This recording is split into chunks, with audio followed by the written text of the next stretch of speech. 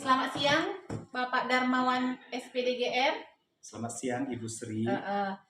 Saya ingin minta bantuan Pak Darmawan untuk membantu saya membuat tugas saya sebagai CGP.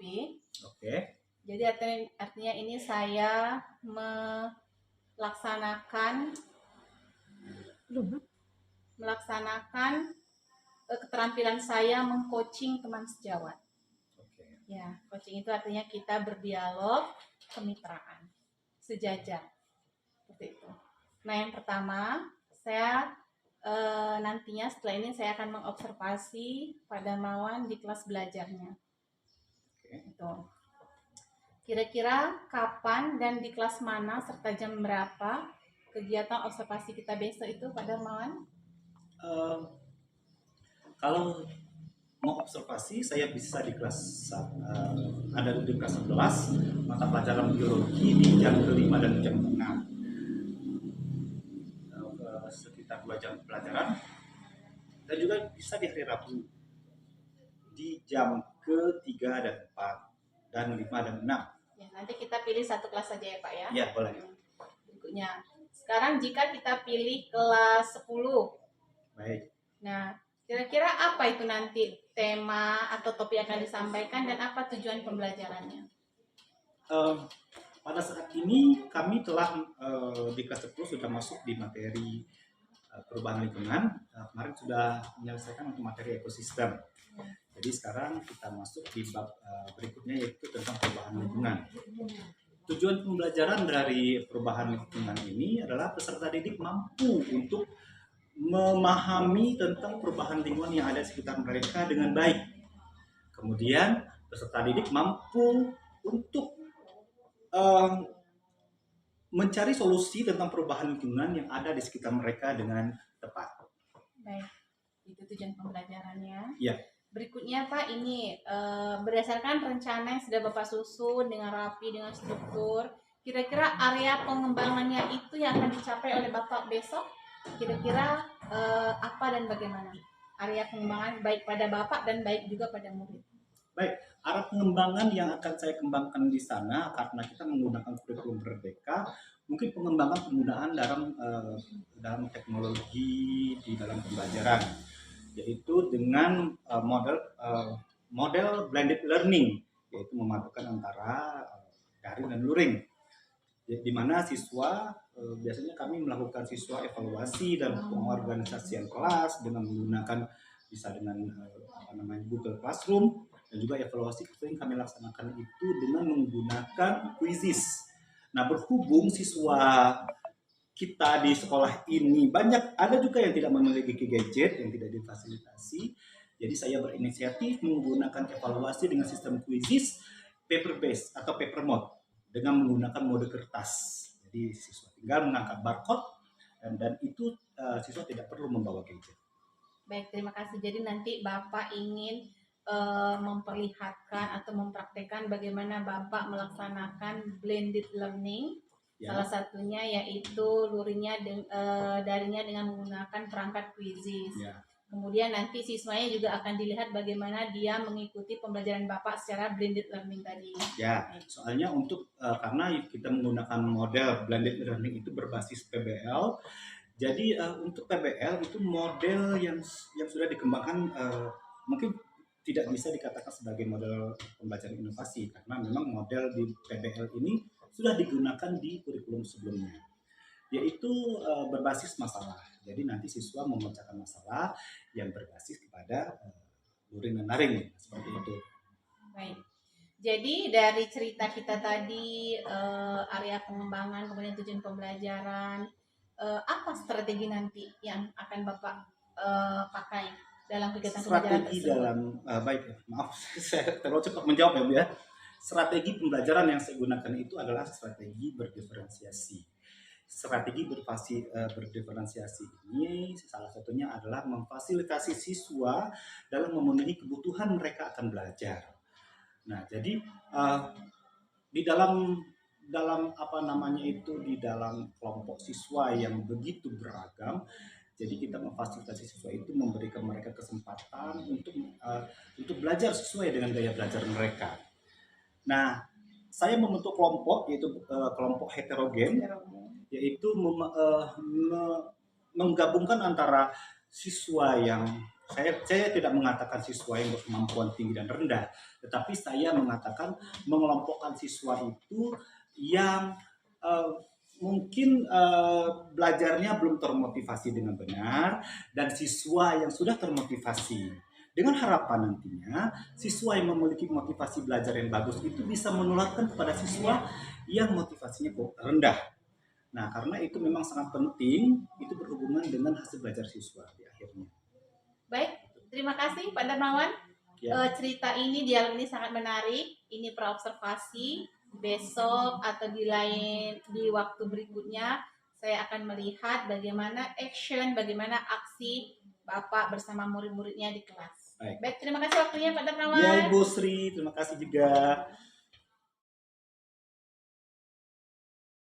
Profil pada Pancasila yang tadi Bapak paparkan yaitu tentang kreativitas. Oke? Nah, jadi hasil observasi kalian itu seperti apa? Kita perubahan musimnya seperti apa? Oke? Apa maksudnya? Jadi kelompok ini bisa misalnya berupa video yang bisa kalian ambil, kelompok itu juga, atau berupa poster dalam bentuk digital. Oke? Seperti pada minggu yang lalu, dalam bentuk digital kemudian dipresentasikan, nanti Bapak paparkan di depan tentang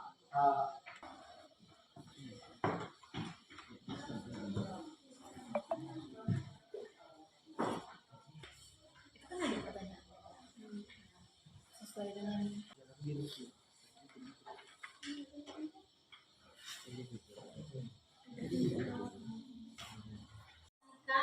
faktor perubahan. Faktor perubahan iklim terbagi menjadi 6. Efek gas rumah kaca, pemanasan global, kerusakan lapisan ozon, kerusakan fungsi hutan, penggunaan klorofluorokarbon yang tidak terkontrol, gas buang industri. Nah, dari itu langsung Bapak pindah ya.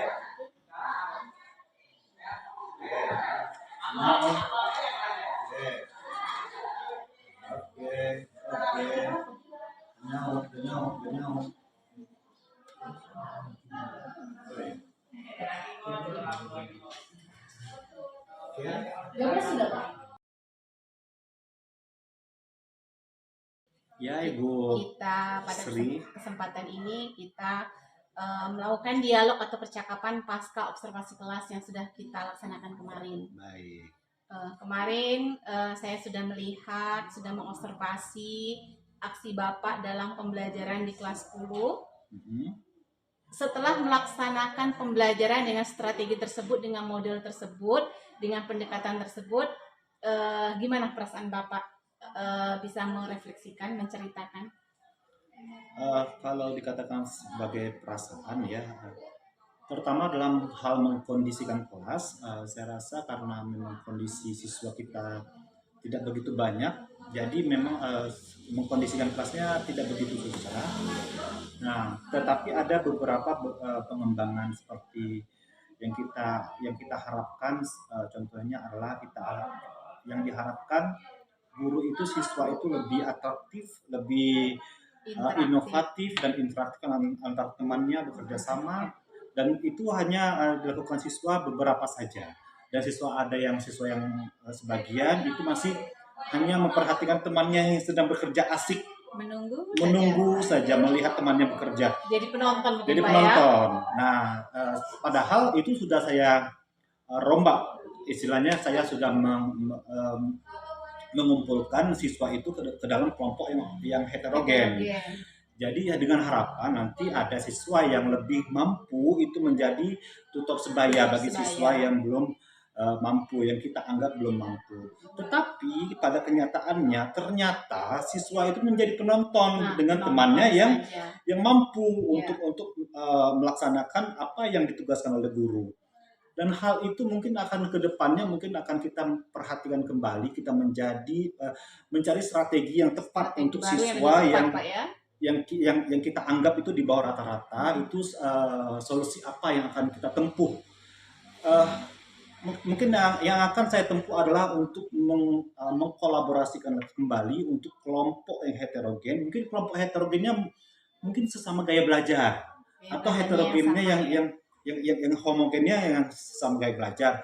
Tetapi yang heterogennya mungkin untuk mengkombinasikan, mengcombine antara mungkin temannya yang bisa diajak bekerja sama antar temannya. Mungkin seperti itu. Mungkin dengan soulmate-nya ya, baru bisa masuk dalam mereka berdiskusi menyelesaikan lembar kerjanya ya. Seperti itu. Baik, dari pembelajaran Bapak kemarin, menurut Bapak sendiri ini apa yang sudah baik perlu dilanjutkan dan apa yang belum baik sehingga harus diperbaiki?